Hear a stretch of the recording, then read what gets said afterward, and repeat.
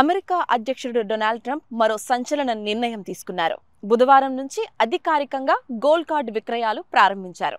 ఈ కార్డు అంటే సాధారణ వీసా కాదు, అమెరికాలో నేరుగా చట్టబద్ధంగా ఉండే హక్కు, తర్వాత పౌరసత్వానికి డైరెక్ట్ మార్గం అనుకోండి. అసలు గోల్డ్ కార్డ్ అంటే ఏంటి?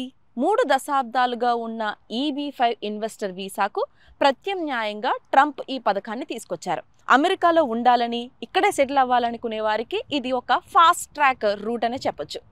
ఇంతకీ ఈ గోల్డ్ కార్డ్ కోసం ఎంత చెల్లించాలి అని అనుకుంటున్నారా? $5 million platinum card, $1 million individual gold card, $2 million corporate gold card. ఈ మొత్తం చెల్లిస్తే అమెరికా రెసిడెన్సీ కోసం పొడవైన వీసా క్యూలు ఉండవు, ఇంటర్వ్యూలు, అర్హత, జడ్జిమెంట్స్ అన్నీ తగ్గుతాయి, నేరుగా ఫాస్ట్ అప్రూవల్ వస్తుంది.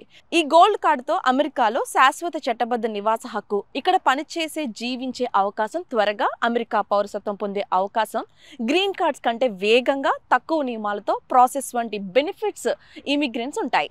అమెరికా యూనివర్సిటీలో చదువుతున్న ఇండియా, చైనా, ఫ్రాన్స్ విద్యార్థుల్లో టాప్ టాలెంట్ బయటకు వెళ్ళిపోకుండా అడ్డుకోవడమే ఈ పథక లక్ష్యం.